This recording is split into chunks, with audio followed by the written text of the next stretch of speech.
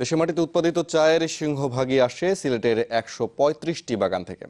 দৈনিক মাত্র ৮৫ টাকা মজুরিতে যে শ্রমিকরা ধরে রেখেছেন এই শিল্প, তাদের সন্তানরাই বঞ্চিত শিক্ষার সুযোগ থেকে। চা শ্রমিকদের দাবি, সন্তানদের উচ্চ শিক্ষায় তাদের পাশে দাঁড়াবে সরকার। দোচালা টিনের ঘরে যাদের নুন আনতেই পান্তা ফুরায়, তাদের কাছে শিক্ষা অনেক সময় বিলাসিতার নাম। সিলেটের চা শ্রমিকদের সন্তানদের অবস্থা এমনই।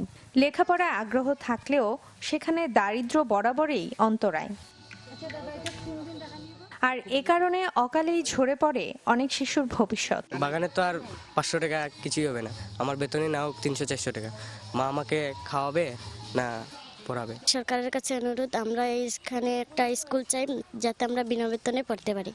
চা শ্রমিকরা বলছেন, ভালো মানের স্কুলে সন্তানদের ভর্তি করানো তাদের কাছে দুঃস্বপ্নের মতো। লেখাপড়া করতে ইচ্ছা আছে, কিন্তু তারা আর সামর্থ্য নাই। সরকারি বিনা বেতনে যেমন তারা পড়াইতে পারতো, তারা এটা চায়। আমাদের যে ছোট ভাই বোন আছে তাদেরকে যদি সরকারি কিছু সুযোগ সুবিধা দেয় তা ভালো হয় আমাদের জন্য।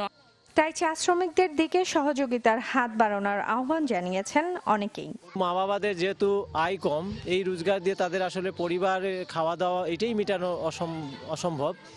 সেইখানে বাচ্চা কাচ্চাদের জন্য যে বেতন দিয়ে পড়ানো, এটা অসম্ভব। অ্যাকচুয়ালি আমরা আদিবাসী আগে ছিলাম, এখন তো সরকার কি করছে, আদিবাসী আমরা না, অ্যাকচুয়ালি আমরা চা জনগোষ্ঠী। তো আমাদের চা জনগোষ্ঠীর জন্য একটা কোটা হোক।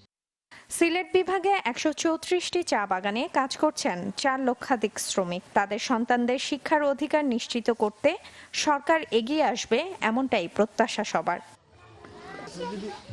Desk report, channel 24।